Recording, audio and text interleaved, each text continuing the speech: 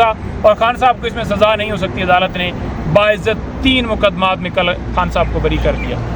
उन तीनों मुकदमात में मैंने कप्तान इमरान खान साहब की नुमाइंदगी की और आज इसमें भी नुमाइंदगी की। लीडिंग कौंसल सलमान अकरम राय साहब थे, वो आउट ऑफ कंट्री थे, तो फिर बयान पेश हुआ। बाइज्जत खान साहब इसमें सुरखरू हुए हैं। आज जजेस खड़े हुए हैं, वो बात कर रहे हैं कि एजेंसियाँ मुदाखलत ना करें।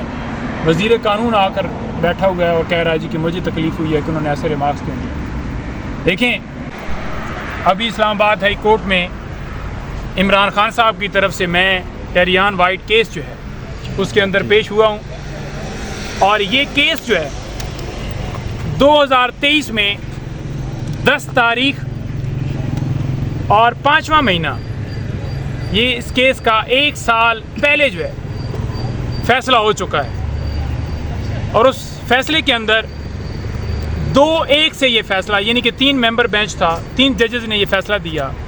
2 ने इमरान खान साहब के हक़ में फ़ैसला दिया और जब हक़ में फ़ैसला आ गया तो फिर उसको वेबसाइट के ऊपर अपलोड करने के बाद वेबसाइट से हटा दिया गया। प्रेस रिलीज़ के ज़रिए एक फ़ैसले को कैसे ख़त्म करके एक नया बेंच तश्कील दिया जा सकता है। अदालत को बताया ये केस पहले डिसाइड हो चुका है 2023 में और अदालत को ये भी बताया कि जो 6 जजेस का लेटर है उसमें इस केस के हवाले से ऑलरेडी ज़िक्र है कि इस केस से मामला शुरू हुआ था हैरासमेंट का, मुदाखलत का, तो ये वही केस है। 2 जजेस के जुडिशल ऑर्डर को एक जज जो हैं आमिर फारूक साहब, वो कैसे ख़त्म कर सकते हैं। दूसरी तरफ से पेश हुए और उन्होंने कहा जी कि इस केस के अंदर हमें मौका दिया जाए, हमें फैसले की कॉपी भी दे दी जाए और एक मौका दिया जाए, हम बात करेंगे। मैंने कहा जी ये बात करने का मामला ही नहीं है, जब केस फैसला हो चुका है फिर क्या करना है। जब फैसला, देखें, दलाइल दिए जाते हैं केस के अंदर, दलाइल देने के बाद कोर्ट फैसला महफूज करती है, कोर्ट फैसला महफूज करने के बाद उसे उस फैसले को सुनाती है, उस जजमेंट को अपलोड करती है, तो केस तो ख़त्म हो गया।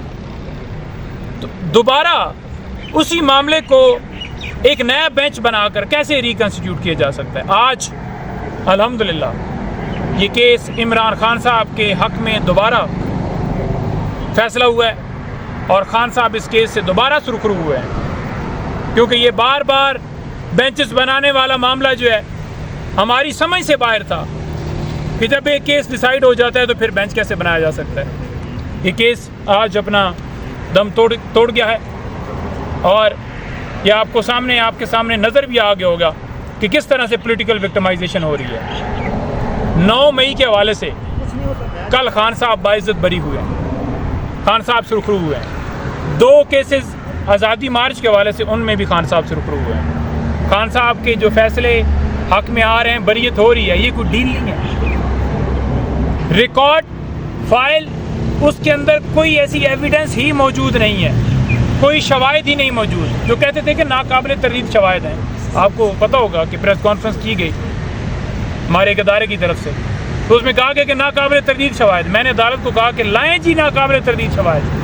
प्रोसिक्यूशन मुकम्मल नाकाम रही, कोई एविडेंस, कोई तस्वीर, कोई ऑडियो, कोई वीडियो, कोई ऐसी चीज़ साबित ही नहीं आ सकी जिससे वो साबित करें कि खान साहब का ये कसूर है। अदालत ने ये समझा कि ये केस चलाया जाए, कोर्ट का टाइम वेस्ट होगा और खान साहब को इसमें सज़ा नहीं हो सकती अदालत। और आज आप देख लें कि हाल ये है कि आप ये मोबाइल लेकर खड़े हैं, आप ये वीडियो बना रहे हैं, अब आप व्हाट्सएप के ऊपर किसी को शामिल नहीं किया गया। और जो कहता है ना कि इमरान खान ने उसकी पीठ में खंजर खोंबा है, उसने पूरी कौम की पीठ में खंजर खोंबा है। वो हमेशा जो डील करके आता है, नवाज शरीफ की बात कर रहा हूँ, और डील करके ही फिर भाग जाता है यहाँ से और फिर आता है, फिर भागता है, कौम को धोखा देता है। वहाँ से कहता है कि मैं कौम की खिदमत के लिए आ रहा हूँ, पैसा बनाया, हज़म किया, प्रॉपर्टियाँ बनाई,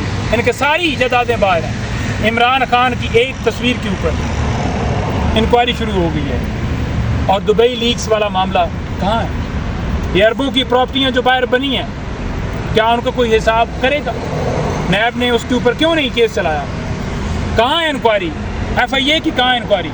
खान साहब फिर चौथा तोशाखाना का केस बना दिया गया है। गंदम स्कैंडल के जो बेनिफिशरी थे वो कहाँ गायब है? उनके खिलाफ कोई कार्रवाई हुई है? नहीं हुई, ना होगी, क्योंकि जब तक हमारी अदलिया, हमारे इदारे आज़ाद नहीं होंगे ये मुल्क आगे नहीं बढ़ सकता। आज जजेस खड़े हुए हैं, वो बात कर रहे हैं कि एजेंसियाँ मुदाखलत ना करें। वज़ीर कानून आकर बैठा हुआ है और कह रहा है जी कि मुझे तकलीफ़ हुई है कि उन्होंने ऐसे रिमार्क्स क्यों दिए। देखें, जो मुल्क के अंदर कानून और आइन की बालादस्ती की बात करेगा, ये काला कोट, ये कौम, ये सारी, ये कप्तान उनके साथ करेगा। बहुत शुक्रिया। इमरान खान के जो दलाइल में मुकम्मल हो चुके हैं, जो PTI की तरफ से दिए गए थे, केसेस लटकाए जा रहे हैं, जो मामलात हैं वो वाइंड अप की तरफ जाते हुए नहीं नज़र आ रहे। देखिए, केसेस लटकाना ये इनका काम है। खान साहब 2 केसेस में इस वक्त पाबंद सलासल हैं। अगर 2 केसेस में खान साहब की रिहाई होती है तो फिर कोई ऐसा केस नहीं बचता जिसमें खान साहब इस वक्त कैद। तो ये नहीं चाहते कि ये 2 केस डिसाइड हों। एक है साइफर केस और एक है इद्दत केस। इन दोनों में सज़ाएँ ख़त्म होती हैं तो खान साहब रिहा हो सकते हैं। लेकिन मैं ये नहीं कहूँगा कि इनसे कोई अच्छी उम्मीद है कि नए केस में नामजद करके उन्हें गिरफ्तार कर लिया जाए। लेकिन इस वक्त तक की हद तक 2 केसेस हैं और उनको लटकाया जा रहा है।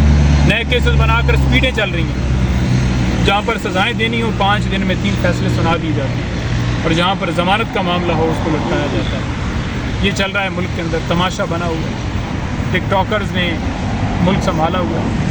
कोई PM ऑफिस में बैठा हुआ है, कोई किसी की वर्दी पहन कर उसकी पिटवाई करवा रहा है। तो ये सूरत हाल है।